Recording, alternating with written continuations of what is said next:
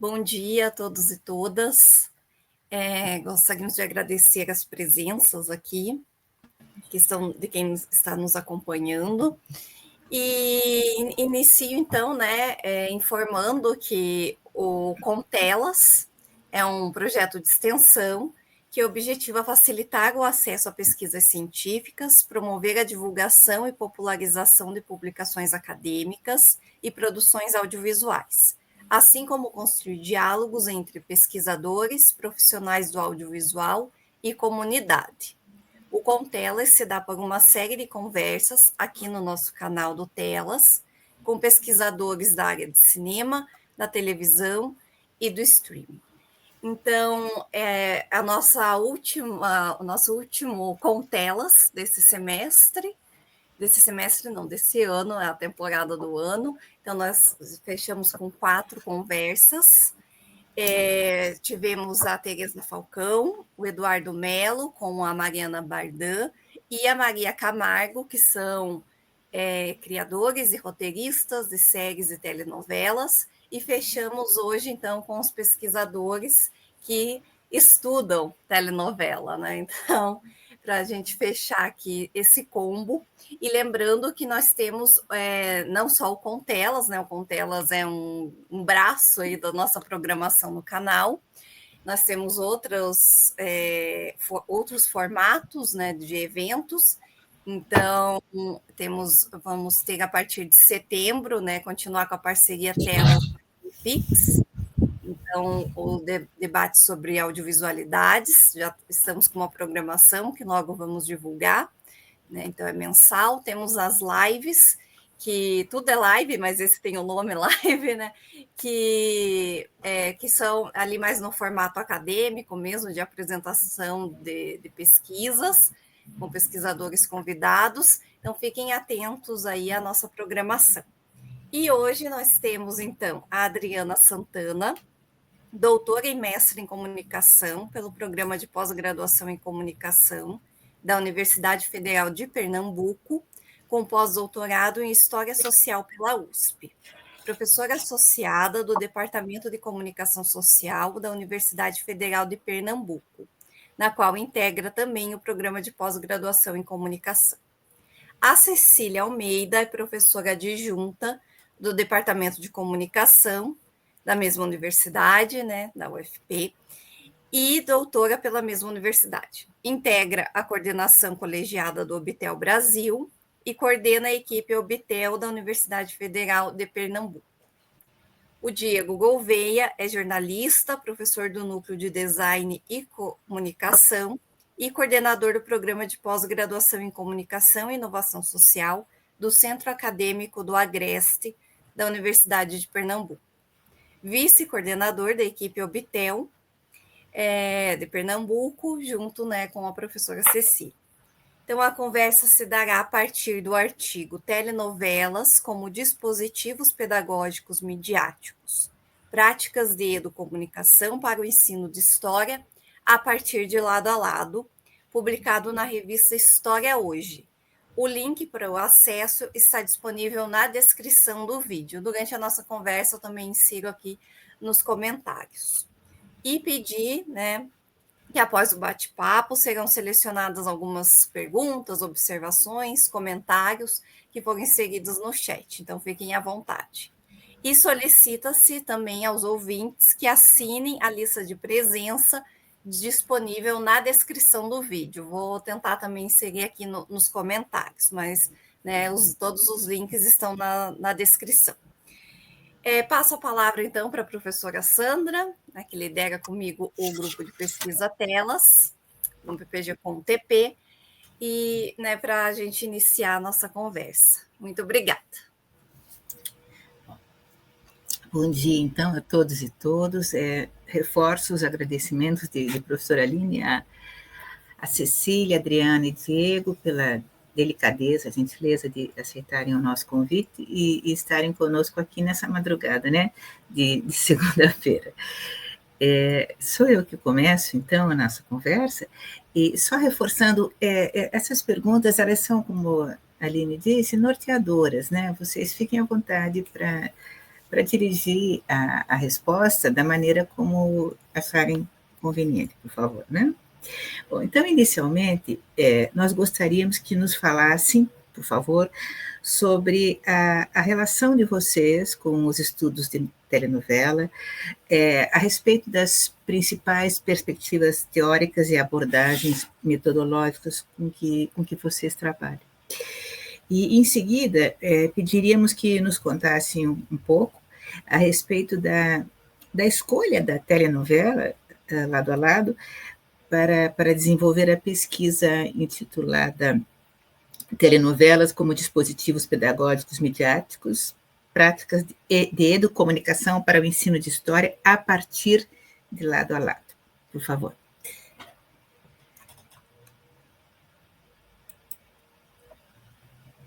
Quem começa? Acho que a primeira autora tem Não, prioridade. deixa eu primeiro agradecer a vocês pelo convite, a gente ficou bem feliz. Vou tentar inverter um pouco a ordem e já começar respondendo a segundo questionamento, professora Sandra, me permita. Aline, bom dia também, muito obrigada pelo convite, as duas. Diego e Cecília, apesar de estarmos no mesmo estado, estamos distantes geograficamente, então bom dia para vocês também. Eu sou uma intrusa aí nos estudos de telenovela, né? Eu fui convidada pelos colegas. Na verdade, foi um convite coletivo. Nós somos colegas há muito tempo, né? A gente pesquisa junto também há muito tempo, mas o domínio, né, dos estudos de telenovela é dos professores Diego e Cecília.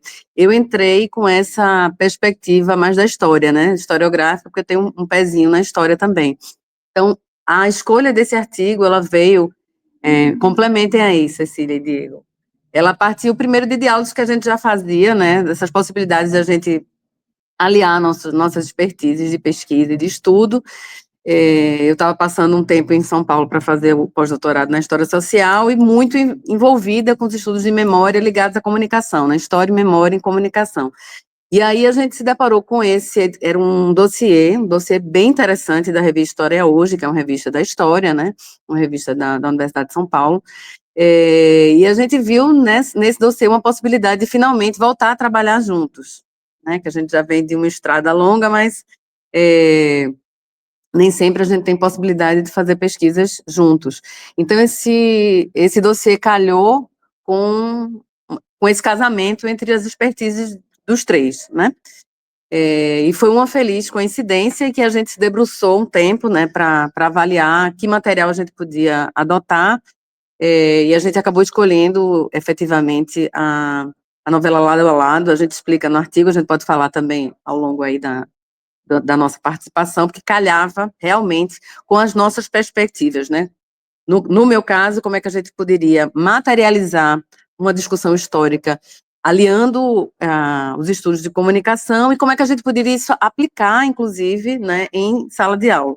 No caso, para esse dossiê, a gente resolveu desenvolver uma metodologia, né, propor essa metodologia de aplicação em escolas, né, em escolas de antigo primeiro e segundo graus, de ensino médio, principalmente, como é que a gente poderia auxiliar historiadores e professores de comunicação e história, destacadamente, como tratar com temas bastante importantes para a historiografia dentro do ambiente de sala de aula e com essa ambiência da telenovela. Acho que a escolha, mais ou menos, foi essa, mas vou passar a palavra para meus colegas para complementarem. Bom, acho que eu posso também pegar o bonde, e aí, Diego, quando quiser também interromper, pode ficar muito à vontade. Queria também começar agradecendo o convite, e emendando um pouco o que a Adriana já iniciou, né? Acho que eu e Diego, a gente tem já uma tradição de estudos de telenovela especialmente por conta do Obtel, né? Que a gente faz parte. Agora eu sou coordenadora da equipe UFPE, mas já fazia parte quando era coordenada pela professora Ivana Fechini. E a gente já tem um pouco uma tradição de estudar junto e de estudar esses objetos, principalmente pela lógica das novas formas de expansão da telenovela, pensando nos ambientes digitais. Então, a conceituação de transmediação, se a gente poderia pensar num modelo de produção transmídia, foi um pouco essa a nossa contribuição dos estudos do Obtel UFPE para os estudos de telenovela. E acho que desde então, acho que 2013, antes talvez um pouco, mas como grupo 2013, 2015, a gente tem essa integração, a gente está tentando puxar a Adriana para o Obtel UFPE, e aí também o artigo foi uma boa maneira da gente trazê-la mais para perto dos estudos de telenovela. E aí, sobre perspectivas teóricas, né, de algum modo já falei um pouco que a gente tem uma veia um pouco mais puxada para transmediação e também para as questões de representação e de pensar a telenovela como dispositivo pedagógico, né? Aí pelas perspectivas de Foucault, que Diego pode falar um pouco mais, também pela perspectiva de autoras como Guacira Lopes Louro, que vão entender essa questão das pedagogias culturais. E nos estudos de telenovela especificamente, a gente tem uma proximidade grande com a leitura da professora Maria Imaculata, Vassalo de Lopes, a própria Ivana Fechini, enfim, entre outros pesquisadores aqui brasileiros que vão influenciar nossa leitura desse campo.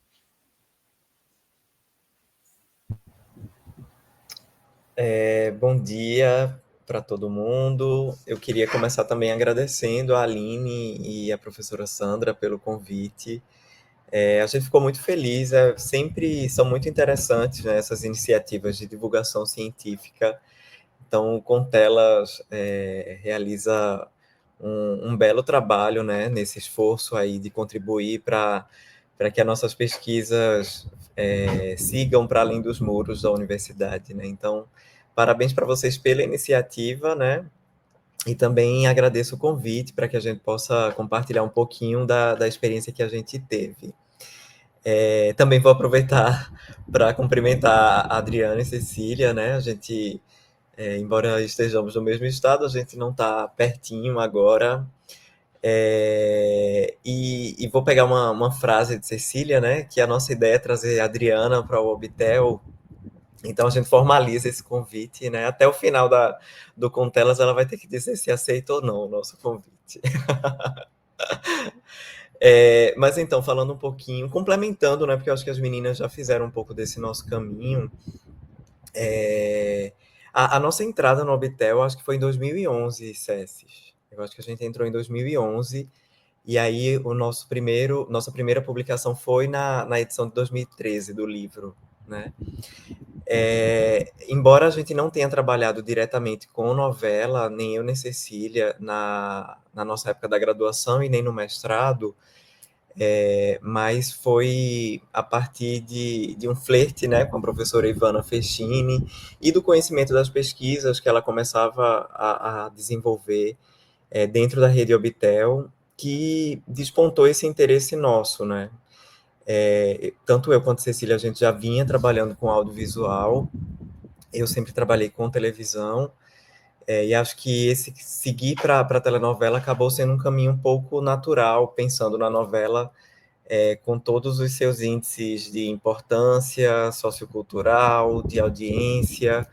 Então, já na época do doutorado, que começou em 2011, eu iniciei ali uma pesquisa em relação à telenovela, e aí eu acho que eu tenho uns momentos de aproximação e distanciamento, mas a novela sempre está aqui orbitando as minhas inquietações, né?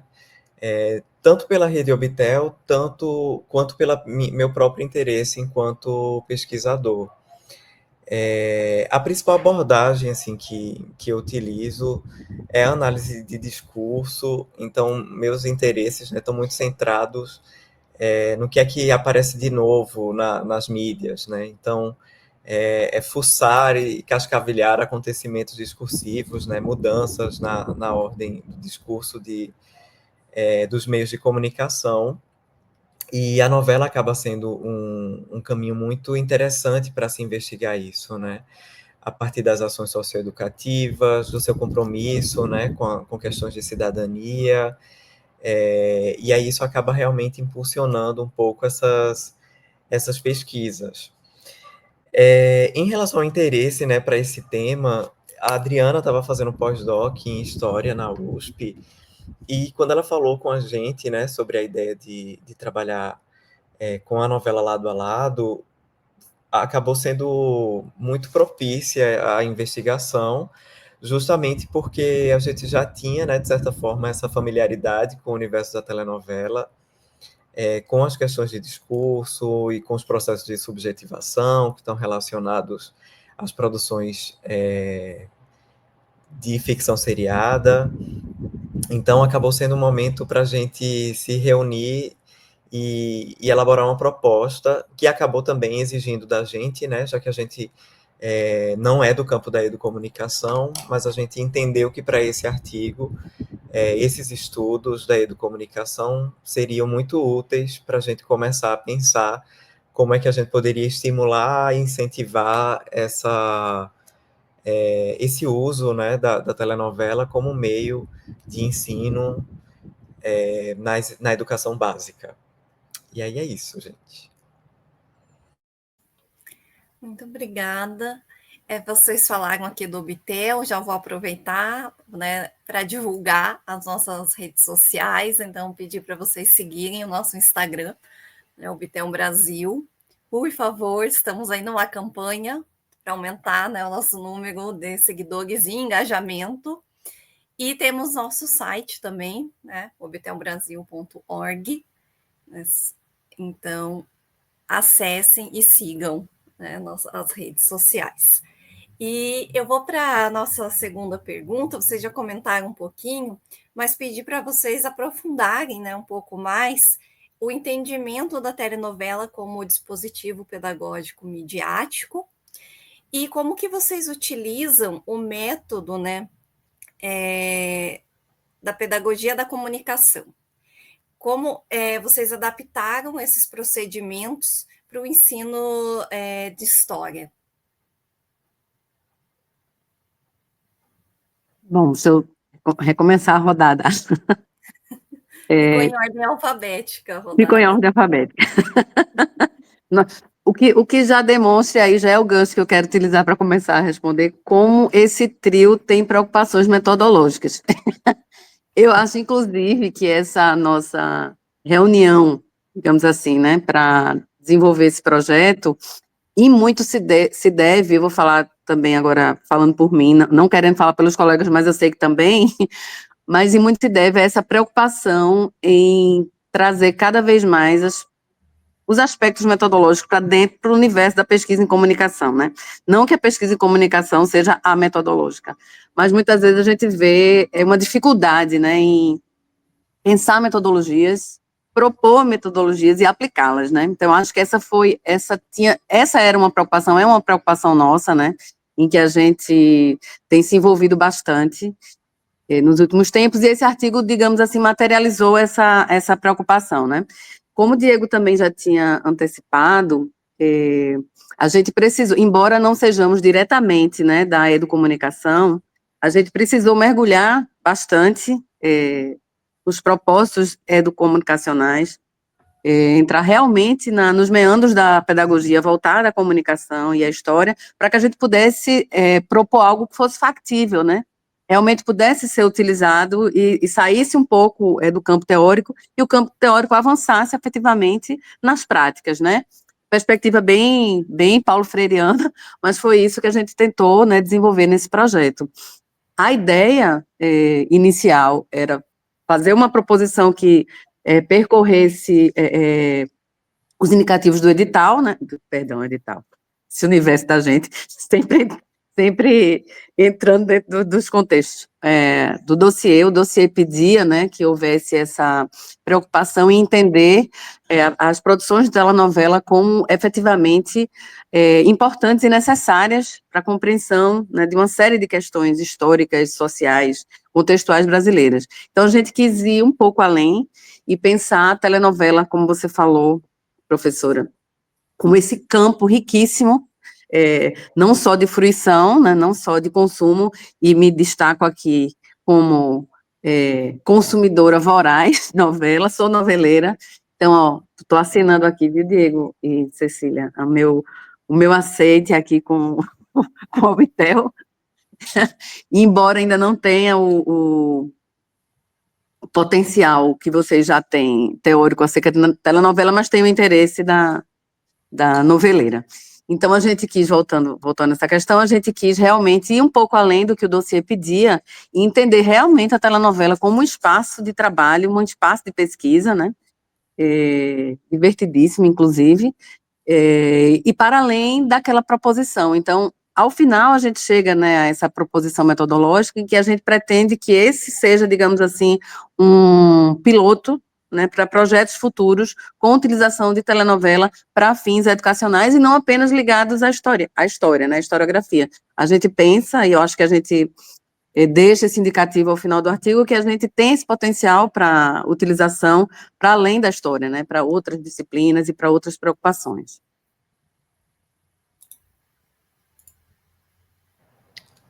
Posso ir, Cécias, ou tu quer manter a ordenzinha? Então, não, que vou você falar sabe que eu sou anárquica, pode interromper. A gente vai começar a se inverter também agora. Então, vou falar um pouquinho sobre a perspectiva da telenovela como dispositivo pedagógico midiático, né? Esse conceito de dispositivo vem a partir das ideias de Foucault, e aí a gente entendeu que a discussão de dispositivo era adequada, né, para o nosso problema de pesquisa no artigo, justamente porque a gente começava a perceber como a novela acaba conduzindo discussões, pautando discussões na sociedade, né? Então, Foucault usa a noção de dispositivo justamente para se referir a essas possibilidades de regência da população, né? E aí o conceito de dispositivo, quando ele vai trazer para a gente microfísica do poder, ele vai justamente falar que o dispositivo se refere a um conjunto muito heterogêneo de artigos, leis, documentos, mas também ele chega até a citar prédios arquitetônicos, né? Mas que acabam justamente governando as populações, né? E aí, a partir dessa noção de dispositivo, a gente tem outros autores que aprofundaram a discussão, como Deleuze e Agamben, cada um trazendo um pouco das suas vivências e também ampliando essa discussão sobre dispositivo, né? Então, Deleuze, por exemplo, vai trazer muito fortemente a ideia de que são os dispositivos que possibilitam e acabam trazendo para as pessoas modos de ver, de ler, de compreender realidades, né? E Agamben acaba também centrando muito a discussão dele nessa noção de subjetivação que os dispositivos têm, né? Então, o que une o pensamento de Foucault, Agamben e Deleuze é justamente essa noção de processos de subjetivação, né? Esses processos de subjetivação estão diretamente relacionados à ideia de que esses dispositivos são responsáveis por trazer para os sujeitos, né, noções sobre comportamentos, visões de mundo, e acabam fazendo com que a gente replique muito desses comportamentos. Então, pensando na telenovela como sendo um dos pilares, né, da televisão no Brasil, e quando a gente pensa nesse sucesso da telenovela no nosso país, né, e aí eu estou falando isso porque as plataformas de streaming que chegaram para estremecer um pouco essas bases aí da televisão, a gente percebe como elas também têm se apropriado do formato telenovela, né? Então, a HBO lançou telenovela, a Netflix lançou telenovela, embora ela mesma não chame de telenovela, né? Mas foi a novela que ganhou o prêmio do ano passado de melhor telenovela, Pedaço de Mim, né? Que é da Netflix. Então, a gente percebe que embora a cada nova novela, né, a gente perceba e receba notícias de que a audiência foi a mais baixa de estreia, mas a gente sabe que hoje o índice de consumo não se dá somente pela audiência síncrona na hora que a novela está sendo exibida. Então, a quantidade de plays que são dadas nas plataformas de streaming, a repercussão que elas têm nas redes sociais, acabam também sendo indicadores dessa importância, né? A gente não precisa ir muito longe para abrir redes sociais e perceber o quanto a novela circula. Então, eu acho que a gente entende esse conceito de dispositivo a partir desses 3 autores, e a gente resgata, né, a noção de dispositivo pedagógico midiático de Fischer, que não é Sandra Fischer, mas tem o mesmo sobrenome. E aí, Rosa Bueno Fischer, né, ela vai também muito a partir do diálogo que ela tem com Michel Foucault, trazer essa noção de como a televisão tem esse papel de ensinar, né, de como a televisão é um meio educativo, né? Se a gente vai para a Constituição Brasileira, quando ela vai falar sobre os meios de radiodifusão, eles falam, há lá um artigo que fala que a televisão tem esse papel educativo, né? E aí chama muita atenção da gente, embora não sejam todas novelas, mas há aquelas novelas em que a gente vê esse papel de educação colocado ali no texto da telenovela de uma maneira muito, como é que eu vou dizer, muito sem ser tão diretamente assim, né? Não é uma aula, não é tão didático assim, né? Mas está ali no meio do texto da telenovela, levando as pessoas a pensarem, a refletirem sobre isso, né? Então, para a gente, apontar a novela como dispositivo pedagógico midiático foi o pontapé para que a gente pudesse dizer que ela é um meio de comunicação possível de ser usado nas escolas para contribuir para a educação dos alunos. Rapidinho aqui, tá? Acho que eu estou falando muito, mas só para concluir.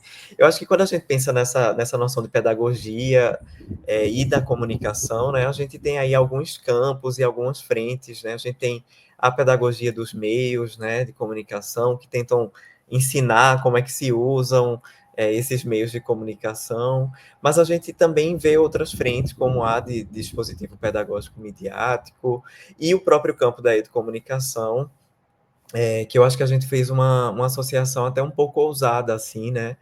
Mas que eu acho que rendeu bem para a discussão que a gente estava propondo, que era expandir um pouco também esse campo da educomunicação, incorporando novas leituras para que a gente começasse a pensar a telenovela como esse meio pedagógico. Acho que consegui responder, Cecília deve complementar também. Mas vou pegar bem rapidinho, assim, só para pegar o gancho do que Diego já colocou, mas aproveitando uma parte do que ele disse, que acho que a gente foi por esse caminho de dispositivo pedagógico, porque, embora a telenovela não precisa estar com este uso explícito do didatismo para ser pedagógica, né? Então, não precisa necessariamente ser, quando a gente está entendendo ela como dispositivo pedagógico, não é somente naquela cena, por exemplo, que agora a gente teve exemplo recente, Vale Tudo, que é a personagem Lucimar, que estava entrando contra o ex-marido pelo pedido de pensão do filho, aí mostra ela, como é que faz para entrar no site? Você tem direito, aquela cena bem explícita sobre que realmente busca fazer um ensinamento, ou como a Vale Tudo original fez com o pedido da nota fiscal, enfim, ou tantas outras novelas que a gente poderia citar, mas a gente começa de uma perspectiva um pouco mais ampla do que isso, né, de que mesmo sem querer, a telenovela já está, de algum modo, podendo ser compreendida como um dispositivo pedagógico na medida em que ela referenda comportamentos, na medida em que ela apresenta uma visão de mundo sobre o que é o Brasil, sobre o que é o homem, o que é a mulher, como se dão as relações de gênero, sobre classes sociais, sobre raça e todas essas outras possíveis marcadores aí interseccionais que a gente pode trazer. Então, mesmo quando não está explícito no texto da telenovela, a gente pode ter uma leitura dela como um dispositivo pedagógico. Então, por isso a gente opta essa nossa porta de entrada, e depois a gente vai realmente entrar numa aplicação mais direta em estratégias de educomunicação dentro das escolas, mas a gente tem essa visão mais ampla primeiro, né, para poder fazer depois chegar nesse recorte por meio de lado a lado e o ensino de história. Perfeito. Vocês trazem à análise um site, né, criado paralelamente à exibição de lado a lado e cujo conteúdo foi produzido por duas historiadoras, apresentando os contextos em que se alojam as personagens. No site, era possível acessar a revista O Bonde, que continha comentários bem-humorados sobre os acontecimentos da novela, e a reconstituição gráfica do Rio de Janeiro da época, uma cidade virtual que podia ser visitada pelos telespectadores. O que vocês pensam desses conteúdos transmídia? Né, a Cecília citou aí Vale Tudo, vamos citar novamente, né? Agora no Instagram a gente tem o perfil da personagem Maria de Fátima. E os conteúdos ali seriam cross ou transmídia. Né? Agora também ela saiu numa capa fictícia da Glamour, né? Como que vocês estão observando esse fenômeno aí? Querem que eu pegue essa? Então, acho que a discussão de se é transmídia ou crossmídia, acho que aí depende um pouco dos autores que vão classificar cada um desses conceitos, né? Mas lá quando a equipe da UFPE fez um levantamento de como a transmediação, essa relação, vou falar de modo mais amplo, sem delimitar um ou outro, né? Mas de como a telenovela estava se apropriando dos meios digitais, de outras mídias, para poder reverberar seus próprios conteúdos de alguma forma, para poder expandir. Então, a gente fez um inventário, coordenados pela professora Ivana Fechini, né? A gente fez um inventário das novelas que estavam no ar, inclusive Lado a Lado foi uma delas naquela época.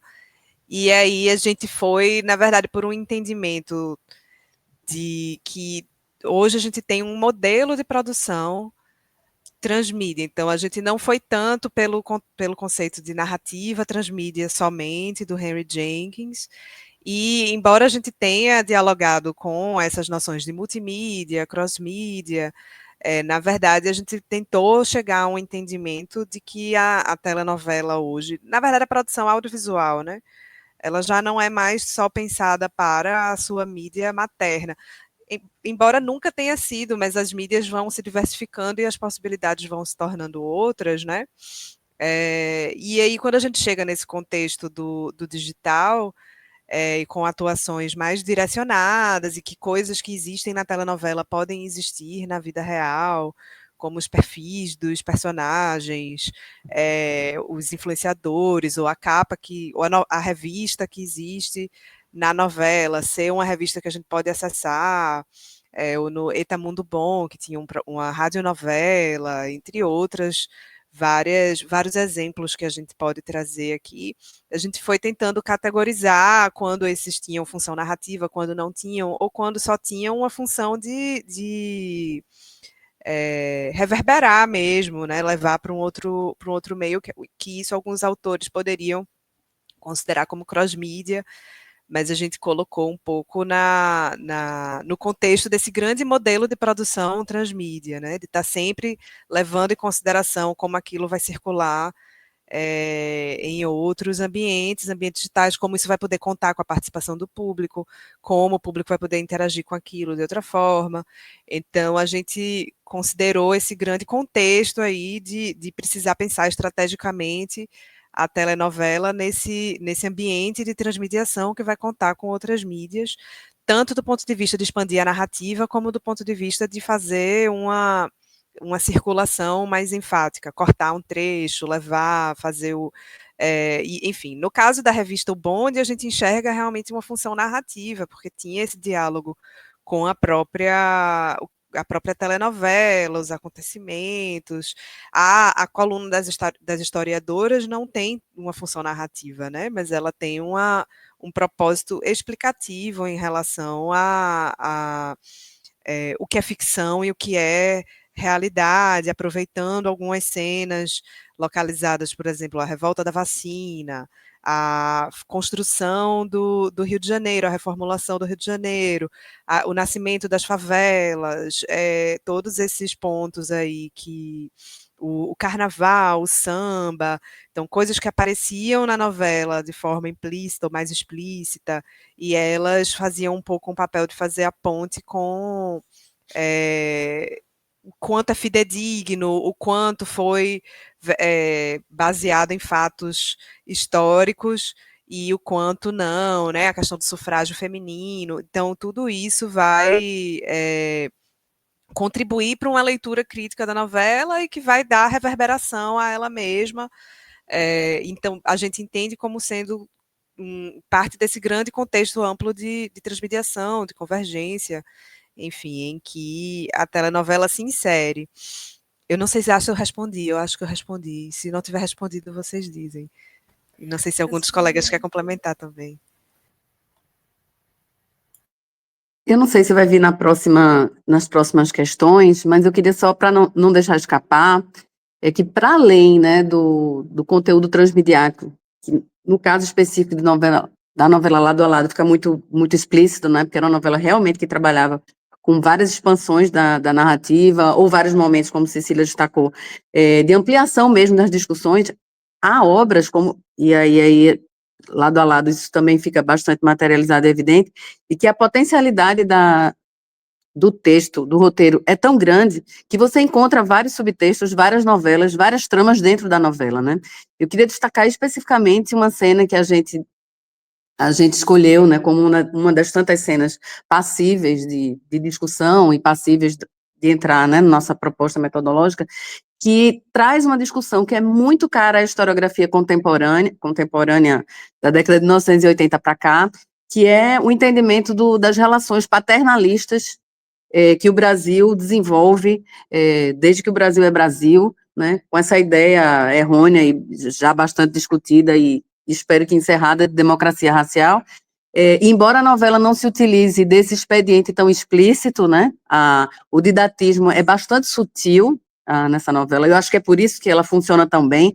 Ela não parte da ideia de que todos estão aprendendo ou tentando compreender aquele conteúdo, né, os ensinamentos, digamos assim, o cerne pedagógico é bastante sutil, né, dentro do contexto do roteiro da novela, muito bem delineado, muito bem escrito. Então, em dado momento, a gente tem uma personagem que é brilhantemente atuada por Beatriz Segal, e ela é uma mulher progressista. Ela é uma mulher progressista, do começo do século XX, é uma mulher do século XIX, e ela tem relações, digamos assim, mais democráticas e mais progressistas com a sua empregada doméstica, né, o papel de Camila Pitanga. E durante toda a novela, ela é mostrada como uma francesa bastante à frente de seu tempo e bastante progressista, mas num dado momento, as relações, né, de paternalismo, que são a marca da própria abolição brasileira, né, essa relação de benemerência que havia, né, tentava se dar entre o escravizado e o escravizador, ela aparece de maneira muito evidente, né, quando a patroa resolve anunciar um aumento para uma pessoa que passava o dia trabalhando na casa dela, o dia inteiro, manhã, tarde e noite, e ela resolve dar um pequeno aumento. E o próprio texto mostra um agradecimento exacerbado da personagem por estar recebendo esse aumento, né? Então, em nenhum momento se usou a expressão paternalismo, em nenhum momento se falou em um falso mito da democracia racial, mas ali naquela cena estava bem implícita e bem evidente, embora sutil, que ali havia um potencial de discussão muito grande, né, naquela cena de poucos minutos. Então, só retomando com o que Cecília traz, é uma novela que tem realmente foi uma das principais novelas, né, e uma das primeiras a trabalhar com a questão transmediática de maneira mais forte, inclusive com esse reforço, né, na equipe da história, né, com historiadoras que comentavam, explicavam, contextualizavam, mas é uma novela que é transmediática por si, dentro do próprio roteiro, né? Havia várias histórias dentro da história e de maneira concatenada. Então, é um exemplo fantástico, né, de como a gente pode realmente entender as telenovelas como um dispositivo pedagógico, midiático fortíssimo.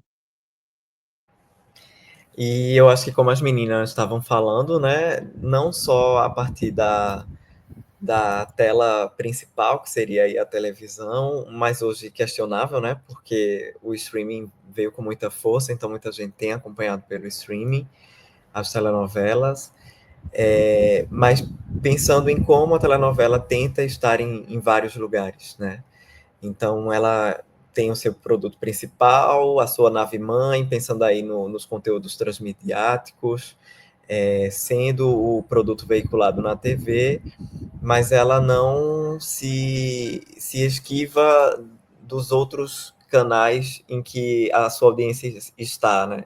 Então, ela também está nas redes sociais, ela cria um site, né, em que ela alimenta ali com informações históricas, com informações de bastidores, com making-off de cenas. Então, a gente tem um trabalho no Obitel de 2013, do livro de 2013, que a gente caracteriza bem ali as estratégias mais usadas, né, pelas telenovelas, e perceber esse fenômeno da transmediação é mais um esforço, né, dessas mídias mais tradicionais de se manterem relevantes, se manterem atuais e alcançando as audiências. O perfil de Maria de Fátima no Instagram é muito interessante, assim, né? A gente pensar que enquanto a novela está sendo exibida e lá ela faz um story, quando você vai no perfil, você vê instantaneamente aquela publicação que ela fez na telenovela, né? Então a gente percebe que é um olhar muito atento dos produtores de televisão, de saber que a audiência hoje consome TV, mas está com seu celular na mão e acessa redes sociais, então também tem muito a ver aí com outros conceitos, né, que se aproximam da gente, como o da economia da atenção, e também o próprio conceito de cultura de streaming, né, que tenta fazer com que você esteja o tempo inteiro conectado. Então, isso também tem outras discussões que são bem interessantes e importantes. Lado a Lado é de qual ano mesmo? Eu tinha anotado aqui, perdi. 2012, se eu não me engano. E acaba 2013, se eu não estou equivocada. Isso. 2012 e 2013. 12 e 13, né? A Beatriz faleceu em 2018, né? É 2012, 2013, isso mesmo. É que eu estava pensando, né, naquela época, né, a transmídia já funcionava muito bem, né? E antes dela até. Então, né, a Maria de Fátima não é novidade, né? Muita coisa veio aí antes. A pesquisa desenvolve uma catalogação dos principais assuntos para abordagem em sala de aula, identificados e reunidos em 4 grandes categorias temáticas, temas organizadores. Então, são eles, né? Reformulação do Rio de Janeiro, urbanização na Primeira República, recortes de gênero e recortes de raça. Lado a Lado é uma novela de 2000, respondeu na pergunta aqui que eu tinha anotado, de 2012. Vocês observam essa reiteração dessas temáticas nas telenovelas históricas de época, não só de Lado a Lado? A Teresa Falcão, né, autora de Novo Mundo e Nos Tempos do Imperador, quando esteve aqui conosco, observou que em uma novela de época histórica, ou não histórica também, há que se fazer uma ponte com o presente, porque seria a única maneira de a pessoa entender ao que está assistindo. Tem de fazer alguma ponte, ainda que seja negando. Comparativamente, em novelas de época, produzidas, exibidas em momentos, né, contextos diferentes de nosso país, os discursos, eles se transformam, falando mais do nosso tempo presente do que a época retratada na ficção, né? Como vocês analisam isso? Eu acho que Garota do Momento trouxe muito isso, né? Não era uma novela histórica, uma novela de época, mas falava muito do nosso presente ali, né, na novela. Como que vocês observam mesmo, né, essa questão? Querem que eu puxe? Como é que... Já me perdi na nossa ordem não alfabética. Vou puxar aqui, vou começar então. Eu estava te ouvindo e na hora que eu te ouvia, me veio a imagem de um autor, de um memorialista com o qual eu tenho trabalhado há um tempo, chama Mário Sete, era um jornalista memorialista do século XIX, começo do século XX, aqui de Pernambuco. E os registros de memória que ele faz do século XIX, ele foi um homem do século XIX e foi até meados do século XX. Então, ele trazia registros memoriais em periódicos, em jornais, e esses registros memoriais, ele falava de 50, 100 anos para trás, ele sempre fazia uma ponte com questões contemporâneas à época, no caso do começo dos anos 20 e 30. Então, para cada memória que ele trazia, ele fazia essa ponte, como você apontou, né? Ele fazia essa correlação, muitas vezes de maneira direta e outras de maneira indireta. Eu acho, pensando em Lado a Lado, e pensando em outras novelas que a gente entende, né, como novelas de época, de reconstrução de época, que quanto mais essa referência aparece de maneira sutil, mais ela tende a fazer efeito. Porque tudo aquilo que é muito apontado, muito bem desenhado, muito bem delineado, muitas vezes pode parecer impositivo, pode parecer, às vezes, até meio fantasioso, meio exagerado, né? Se a pessoa estivesse passando de um ponto. No caso, voltando à analogia com o memorialista, se o memorialista ou se o historiador, né, a todo tempo, de remissão ao passado, fizesse essa referência ao presente de maneira explícita demais, talvez ficasse cansativo essa ausência temporal, né, como se a gente pudesse automaticamente juntar as duas pontas. Mas o que eu tenho visto nas novelas brasileiras, nas telenovelas brasileiras, sejam as de época ou sejam as contemporâneas, é que essas pontes, elas existem de maneira muito natural e que elas fazem com que, no caso, falando de mim, telespectadora, passe a pensar bastante naquele tema que está sendo discutido, porque a gente encontra essas sutilezas como se fossem os eurecas, né, como se fossem os insights que a gente vai tendo ao longo dessa fruição. No caso de Lado a Lado, embora seja uma novela, né, destacadamente, obviamente, de época, ela faz pontes com o contemporâneo, no caso com 2012, assim, de maneira muito natural, mas apesar de natural, muito evidente. Quando a gente vê essas discussões, essas brigas, né?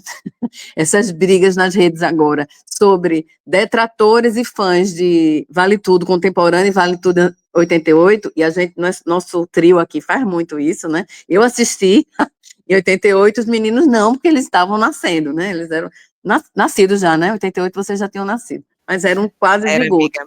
Não denuncia a idade, mas sim. Eu já era uma criança já bastante consciente do que eu estava assistindo. E fica bem evidente que a gente, ao tentar fazer essa ponte literal, não vai dar certo, né? A gente precisa realmente entender que há um hiato histórico, há um hiato temporal, que muitas vezes inserir determinados temas de maneira muito abrupta pode ser fora de época. Né, pode ser completamente anacrônico, mas eu acho que as nossas autoras e os nossos autores brasileiros têm conseguido fazer essas remissões ao passado ou essas relações com o presente de maneira magistral, e Vale Tudo tem trazido reflexões, embora, lógico, não com tanto peso como o da época, a gente estava saindo de uma ditadura civil-militar, né, de 20 anos, quase 30, mas eles fazem essa remissão ao que era essa ideia de corrupção no passado, mas a gente consegue encontrar também os lastros de discussão contemporânea, né? Eu acho que a autora, embora eu tenha várias críticas ao que o Manu tem feito com Vale Tudo, principalmente em relação a vazios, assim, de roteiro, discrepâncias de roteiro, mas eu acho que ela tem conseguido juntar essas duas pontas, sabe? Essas discussões de maneira mais sutil. Não sei se consegui responder mais ou menos. E pensando só em Lado a Lado especificamente também, mas é isso, a gente consegue enxergar isso em várias outras novelas, mas Lado a Lado tem ela chega em 2012, que era um momento que, por exemplo, a gente estava discutindo mais o protagonismo de pessoas negras, de pessoas periféricas, então, ao mesmo tempo, quase, a gente tem Cheias de Charme sendo exibidas, que é uma novela com protagonistas 3 empregadas domésticas. A gente tem Avenida Brasil, que também tinha uma presença muito grande da periferia, né, do Rio de Janeiro. Enfim, aí a gente vai ter, ao mesmo tempo, nas 6, uma protagonista, uma época de retratação histórica em que a gente vai lembrar principalmente de homens brancos, e a gente vai ter protagonistas mulheres, a Camila Pitanga, Marjorie este ano, um núcleo com protagonismo com atores negros bastante forte e bastante ativo. Então, isso é uma ponte com o presente, isso é uma leitura contemporânea para um momento histórico, né? Porque até então a gente tinha outros tipos de revisita ao passado. E somente nessas escolhas de quem serão meus protagonistas, quais serão meus núcleos, já se faz uma ponte com o presente. E quais são as discussões? Então, vai ter divórcio, que são discussões bastante contemporâneas no momento de 2012, do tempo em que a novela se insere, da maneira como ela está inserida junto a outras da programação e tudo mais, mas nessa leitura do passado, o que é que eu escolho representar desse passado histórico? Então, a gente tem isso é mesmo que não seja feito de propósito, quando a gente revisita o passado, a gente está revisitando pelas lentes do presente, né? Então, essa ponte naturalmente vai sendo feita. Eu concordo com a Adriana que quanto mais integrado e orgânico for, melhor a fluidez dessa revisita, dessa leitura. Cecília e Adriana falaram de uma coisa que é muito interessante nessa sutileza no texto da telenovela de abordar essas questões. E eu acho que eles encontram também espaços em que eles podem aprofundar de um ponto de vista mais didático mesmo, esses momentos históricos que as novelas mostram, né? Então, em Lado a Lado, a gente tinha ali discussões, como a revolta da vacina, por exemplo. Teve a revolta da vacina em Lado a Lado, não teve? Sim, né? Então, que eles explicavam historicamente o que isso representou, mas eu lembrei, pensando nessa questão da atualização, né, desses temas históricos, como a Aline propôs na pergunta, de Boogie Woogie, né, que retratava ali a década de 70, e como o site da novela explicava o que eram os anos 70, a moda nos anos 70, esses revivals, né, que acabam acontecendo dessas décadas na moda, mas também em outras manifestações culturais. E aí eu vejo como há uma atualização desses momentos históricos quando você faz esses paralelos nesses revivals de tendências que voltam e as pessoas começam ali a entender as origens, né, por exemplo, dessas manifestações. E particularmente essa pontuação que a Adriana faz é muito interessante, porque quando a coisa é muito explícita, muito na cara, a gente acaba tendo um ruído que irrita, né? É uma coisa que fica, uma artificialização que é irritante. E é interessante também a gente olhar essas pontes e os contrastes, né? Com tudo que tem sido de crítica, para falar um pouquinho de Vale Tudo, interessa observar, por exemplo, você pega as duas Odete, né? A Odete da Beatriz e a Odete agora da Débora. É interessante olhar como, mesmo você pondo o olhar no passado e sabendo do contexto e tudo, como a Odete de agora ela é muito menos senhora do que era a Odete da Beatriz, né? E essa atração que ela tem por homens muito mais jovens, ela fica, me parece que ela fica ali menos aqui agora, ela tem, claro, né, até pela questão do tempo, ela é menos, não gostaria de dizer contundente, mas ela favorece menos crítica, vamos dizer assim, né? Porque a Odete é muito jovial, chata do jeito que ela é jovial. Enquanto que a outra, você tinha uma aura de senhora, né? No cabelo, em tudo, mesmo a gente transportando do olhar, né? Mas deixa eu seguir aqui, então, com a penúltima pergunta, deixa eu só chegar lá de novo. Bom, vocês mencionam uma pesquisa abordando 2 décadas, 1996 a 2016, da teledramaturgia produzida pela Globo, em que se chega ao número de 91 personagens negras classificadas como empregados domésticos, empregados de família, na verdade, né? Dessas personagens, 58 foram interpretadas por mulheres desempenhando papéis de domésticas. E a análise que foi feita revelou que apenas 2 atrizes negras chegaram a protagonizar os folhetins, entre elas a Camila Pitanga, em Lado a Lado, e hoje as 3 faixas de horário, 18, 19 e 21 horas, dão protagonismo a mulheres negras, né? O marco se deu com a Duda Santos, né, na novela A Garota do Momento, Jéssica Ellen em Volta por Cima e Gabs em Mania de Você. Como é que vocês avaliam, veem esse cenário que essa análise traz para a gente?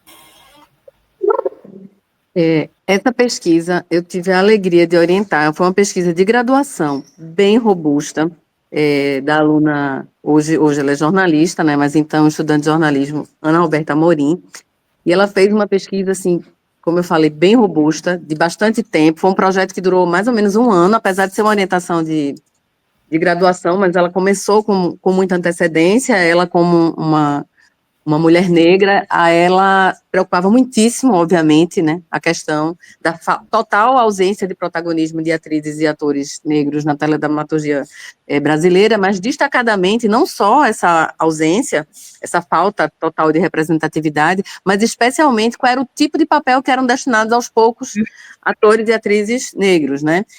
Então, o que ela já sentia empiricamente, ela decidiu, não, professor, agora eu quero demarcar realmente esse território e mostrar que o que a gente está falando, isso foi o que, 2000, não lembro, acho que 20, não lembro, mas acho que é isso, acho que no começo, 19, 20 mais ou menos, ela disse, eu quero demarcar e mostrar que isso aqui não é uma opinião, isso aqui é fato e eu vou demonstrar, e vai ser uma pesquisa, apesar do caráter qualitativo, quantitativo, então ela realmente passou muito tempo analisando as novelas de 20 anos para trás, inclusive muitas ela assistiu, né, pelo Globoplay, para poder ter um maior embasamento, entrevistou Thaís Araújo, entrevistou Joelzito Viana, enfim, foi uma pesquisa realmente muito grande, que eu queria muito que tivesse virado uma pesquisa mais à frente, mestrado e doutorado, mas ela acabou indo por outros caminhos.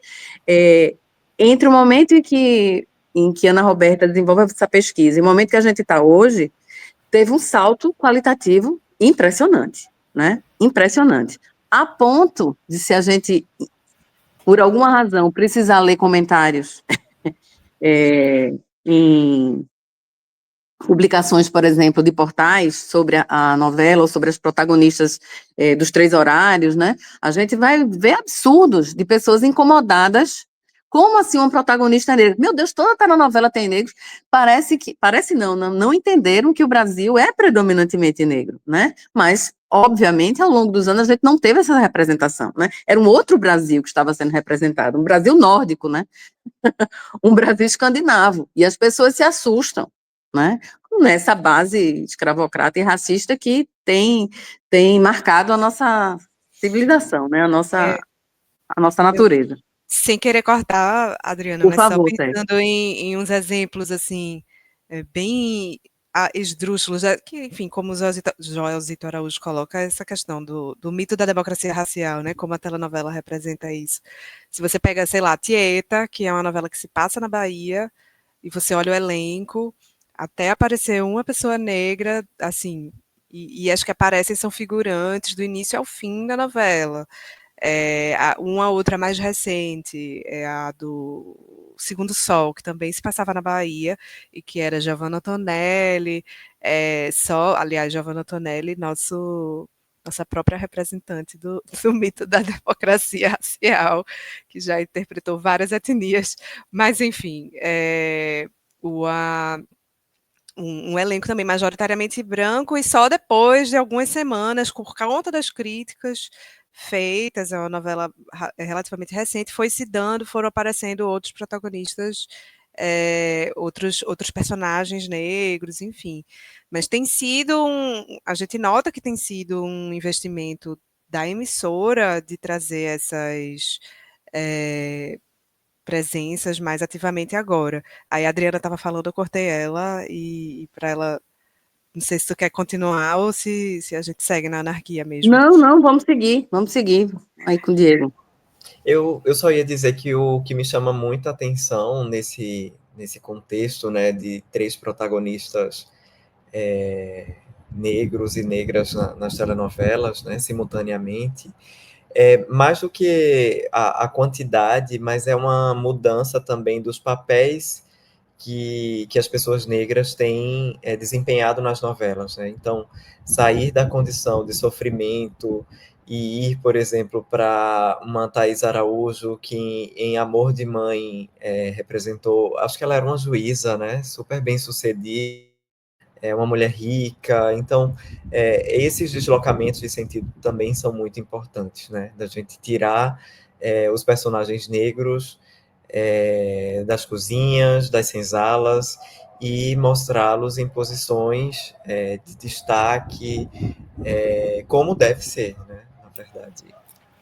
Vocês devem ter reparado, né, agora, ela sumiu da novela, não sei para que lugar foi, mas a Sarita, né, que foi adotada, sumiu, a Sarita desapareceu, e as duas também, né, mas muito interessante, porque nós temos o casal, né, as duas meninas, elas adotam uma criança negra, né, e isso é bem sintomático.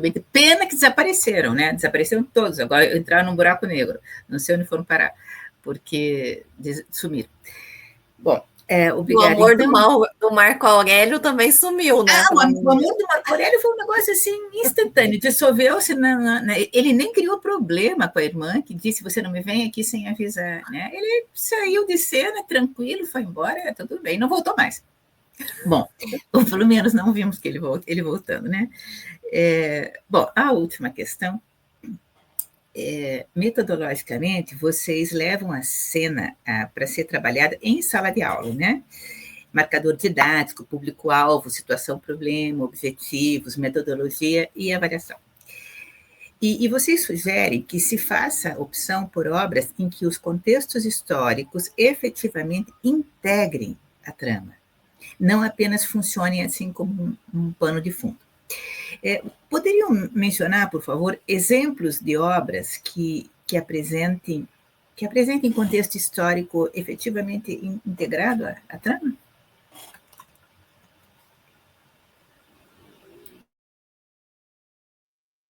Ficou comigo para começar?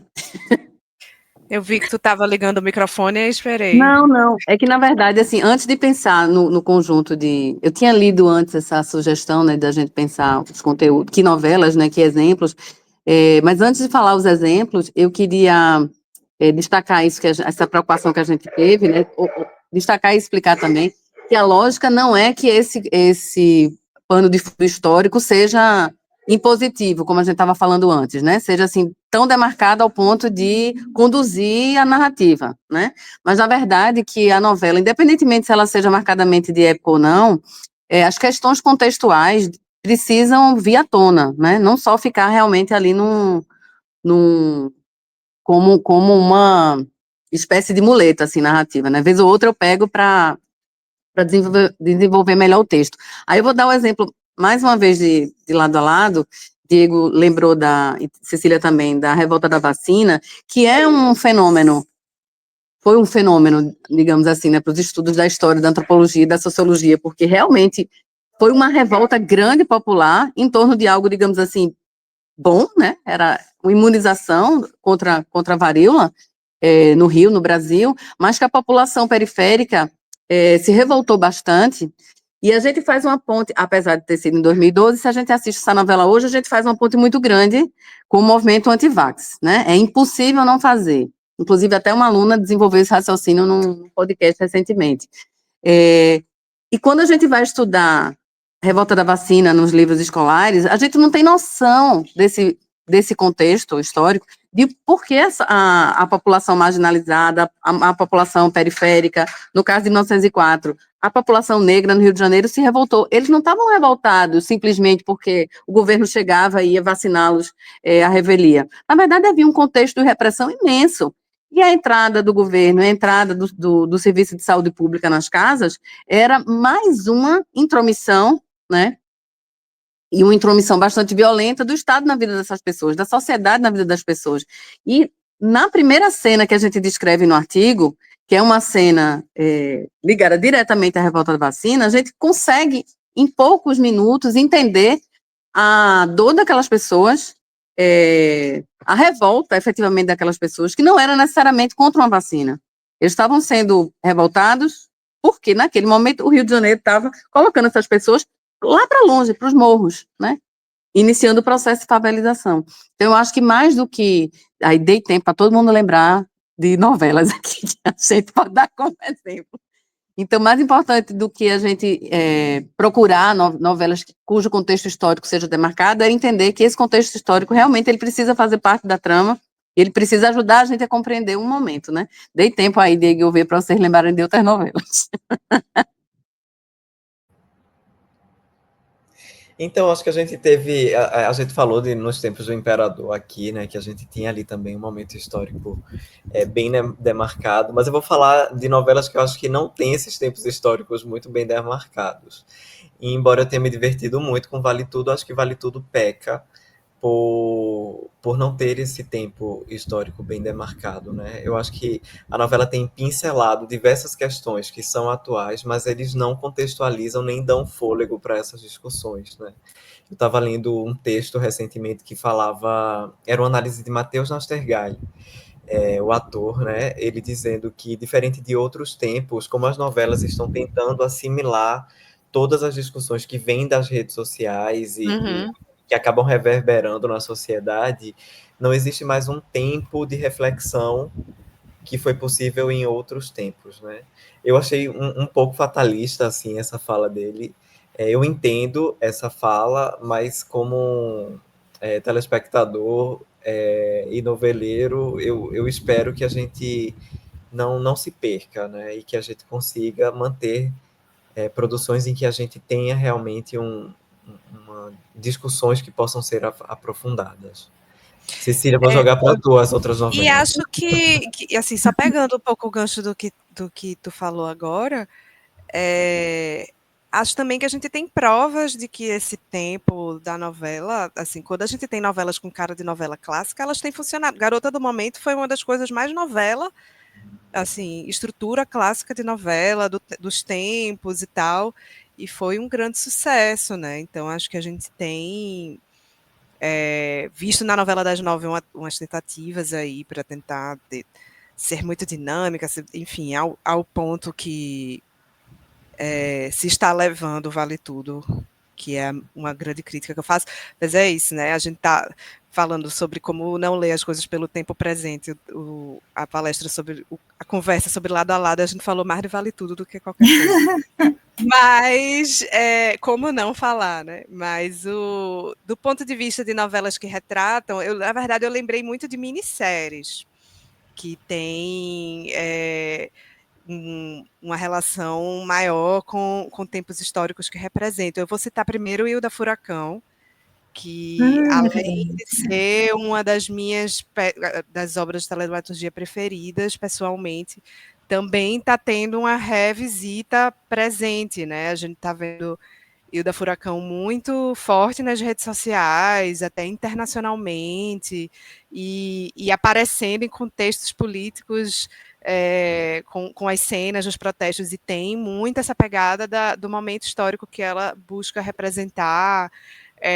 Liberdade também, e de novelas particularmente que Rapidinho, sejam Ceci, de época Disney. rapidinho. De minissérie, eu lembrei de A Muralha, A Casa das Sete A Mulheres. Casa das Sete Mulheres. De Anos novelas Dourados e Anos Rebeldes. Eu ia chegar em Anos Rebeldes agora, que Sensacional. Queridos Amigos, né, que retratou Queridos ali. amigos. Os amigos. os dias eram Inclusive, assim, saudades. enfim. Saudade. De Então, novela, diz. de novela, eu lembro que muitas novelas das 6 focam, Sim. né, nessas temáticas. Cabocla, Assim a Moça, Sim, a moça e cabocla. A própria Escravizaura, né, embora bastante combatida hoje pelo tom, A mas Força do também. Desejo. A Força do Desejo. Eu ia dizer A Força do Querer, é outra, mas era A Força do Desejo que eu estava querendo procurar.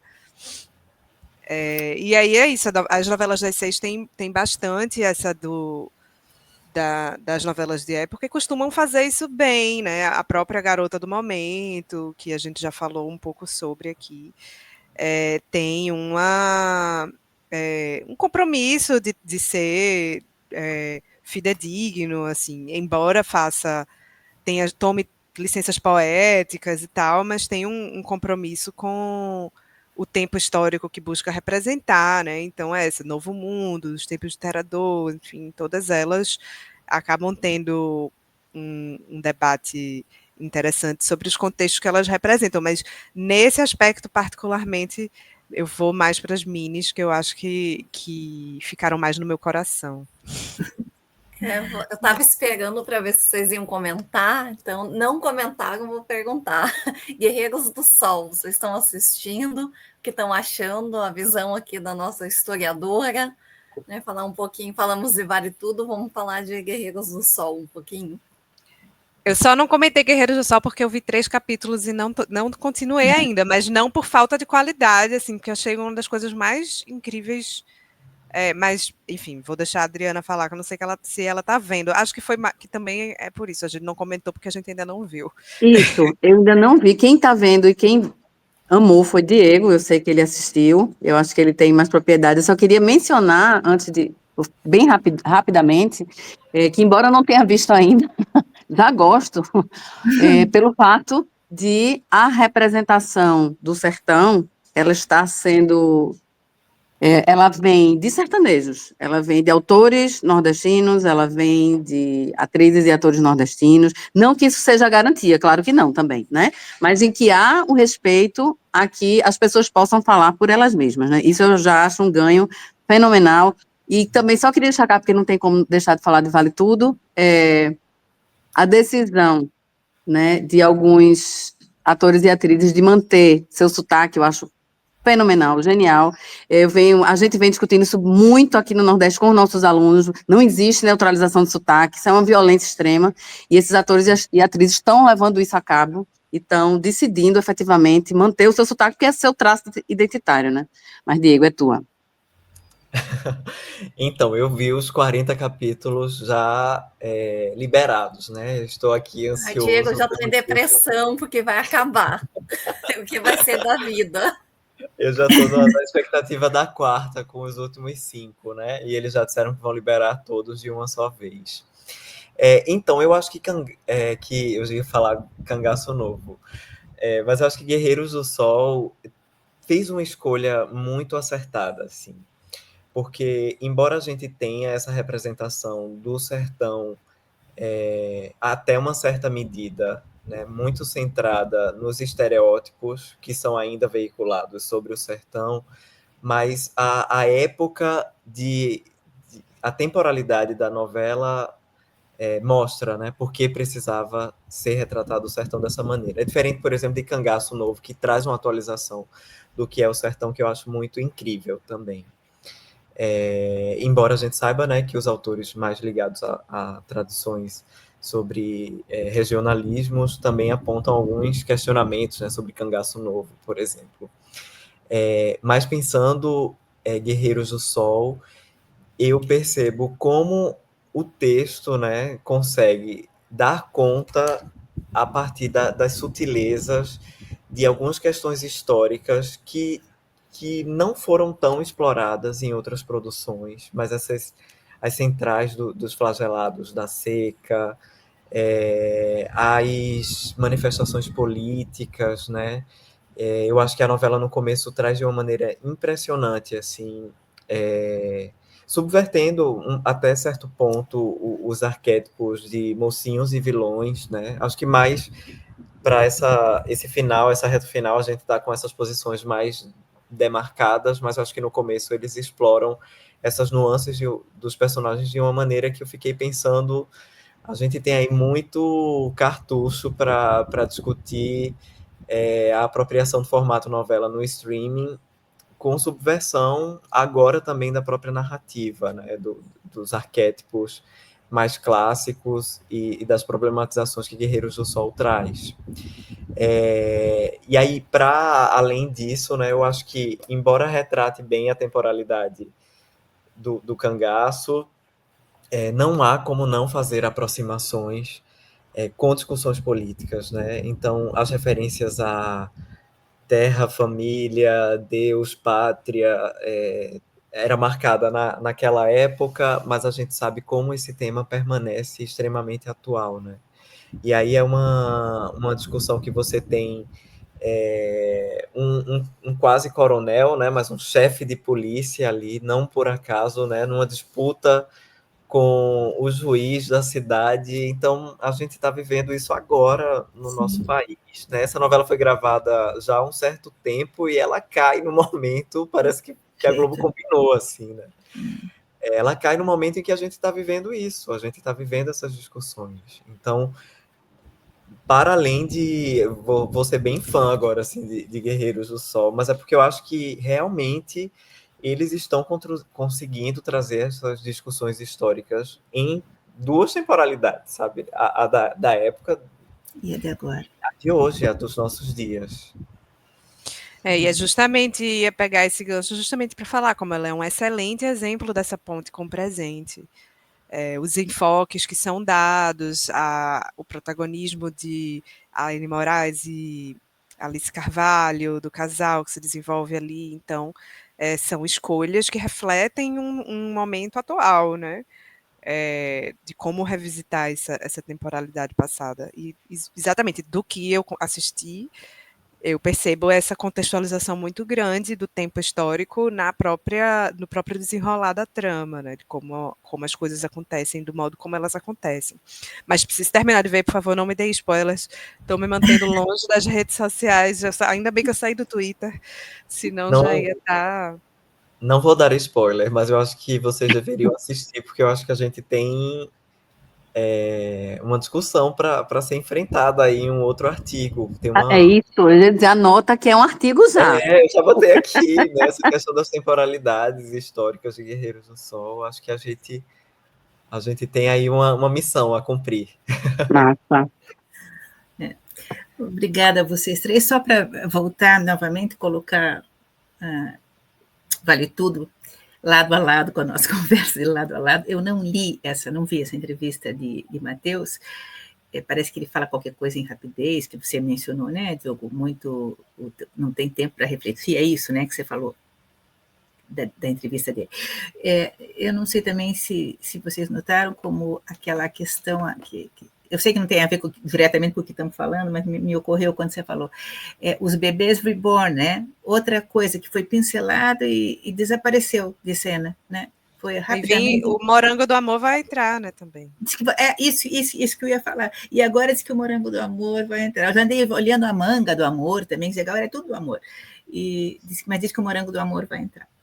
Bom, mais uma vez, muito obrigada. Foi uma excelente conversa, um excelente tempo de reflexão mesmo. A Aline. Eu vou ler alguns comentários, principalmente da Nicole aqui, que ela diz... ela é discente do nosso PPG-Com aqui no Tuiuti, e ela diz que ficou muito feliz de ver o professor Diego novamente, que foi professor dela da graduação. Então, ela ficou aqui, e ela faz outros comentários aqui para o Diego, que eu vou lendo aqui no decorrer. Sobre Lado a Lado, ela fala que foi uma novela maravilhosa, mostrando o nascimento das favelas, questões sufragistas no Brasil. Até hoje vejo o pessoal fazendo edits da novela nas redes sociais, que aí eu peguei um edit aqui, que até abriu aqui num momento que não era para abrir, que é esse aqui, né? Esse aqui a gente tem que comentar. Cobra se mata a paulada, Laura. Não é com desprezo, com desculpa, não. Só um pouquinho aqui, que tá pequeno para mim, deixa eu deixar maior. Gente ruim não pode ser tratada com fineza. Esse aqui, né, há uma cena que viralizou, né, em vídeo. Aqui tá escrito para a gente não travar o nosso vídeo com os direitos, mas esse aqui eu adoro, que cobra se mata a paulada, não com fineza. E aí, continuando aqui com a Nicole, deixa eu achar aqui a ordem certinho. Ela fala aqui que gosta muito como o romance de Marjorie e Tiago Fragoso é construído, um casamento meio arranjado, mas com respeito mútuo e individualidade de cada um. Quase um par intelectual de onde o amor surge.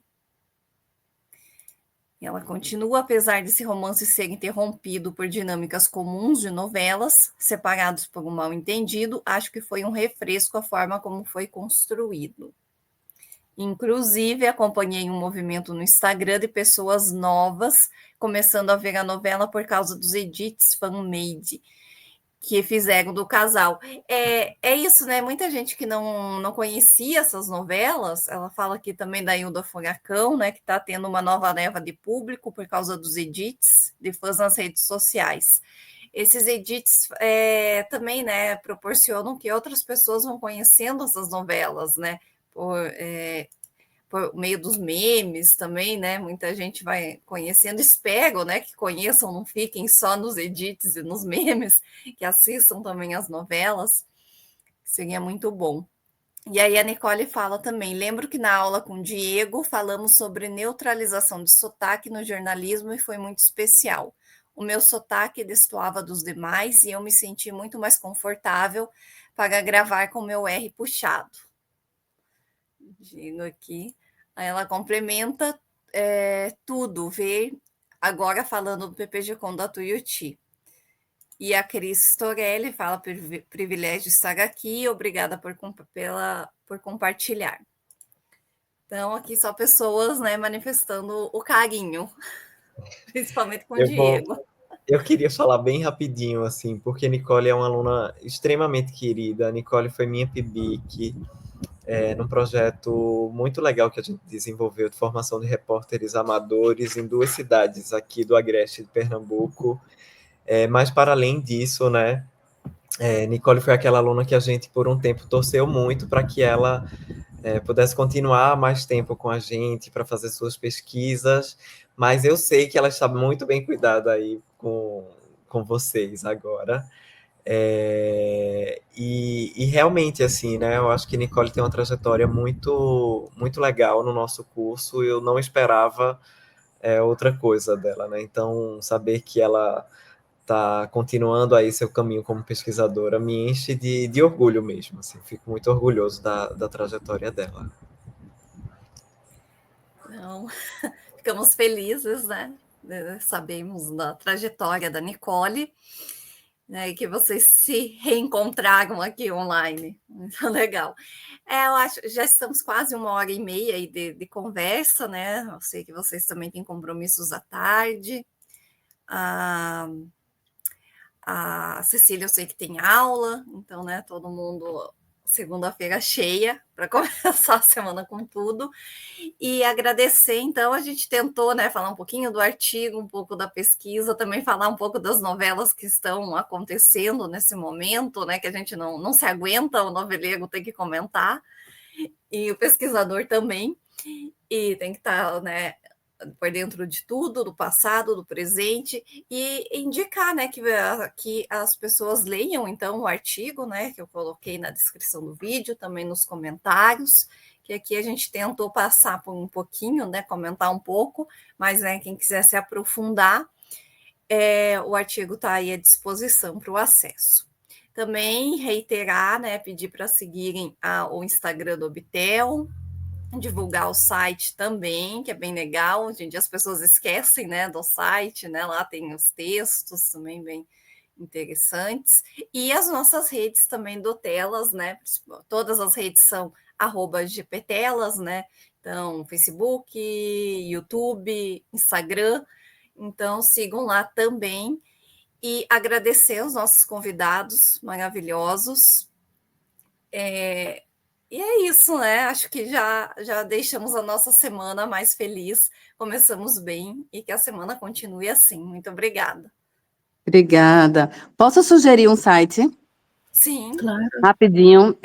Essa pesquisa que a gente falou, A Cor da Minha Tela, da pesquisadora Ana Roberta Amorim, ela está disponível online também no endereço www.acordaminhatela.wixsite.com. É bem interessante, vocês vão gostar. Tem tudo a ver com o que a gente discutiu hoje. Então, anotem aí mais uma leitura. E eu espero que tenha inspirado também, né? Que essa conversa sirva como material de pesquisa e que inspire futuras pesquisas. Eu acredito, né, que os pesquisadores podem utilizar da metodologia que vocês apresentam no artigo, né? Toda a questão, a seleção de cenas, como que vocês, né, sugerem trabalhar com cada cena. Acho que aquilo pode ser feito com outras novelas. Nossa, tem um avião, acho, passando aqui. Ser feitas com outras novelas, muitas que citamos aqui, né? Então, acho que inspira aí futuros trabalhos nossos e de quem acompanhar aqui, né? A live também fica salva, depois vocês podem assistir novamente e compartilhar com os colegas também, que não puderam assistir no ao vivo, né? Na segunda pela manhã, a gente sabe que o pessoal foge, mas fica aqui, né? E pode ser compartilhado e reassistido quantas vezes vocês quiserem. Sandra? Não, só agradecer mais uma vez, como eu disse, foi uma conversa muito instigante e muito bem ordenada, né? Não é muito fácil a gente conduzir, a gente ter uma conversa com 3 pessoas, né, simultaneamente na live e a coisa funcionar. Vocês têm uma metodologia muito interessante, mesmo na anarquia, como disseram. Muito obrigada. Muito obrigada, gente. Até mais. Eu aproveito para Obrigada. agradecer, antes de cortar aqui, agradecer também a vocês, aos meus colegas, meus amigos, enfim, também. Mas agradecer o convite, a oportunidade, acho que reforçar uma coisa que o Diego disse no início, né? Acho que a gente tem que reforçar esses espaços de divulgação científica e como o trabalho de vocês tem sido bem feito nesse sentido, o trabalho do Telas. Então, parabenizá-los também pela iniciativa mais uma vez. Muito obrigada. Adorei. Gente, muito obrigado. Nos motiva a continuar. Muito obrigada. Obrigada, Boa Aline. semana. Boa semana. Até.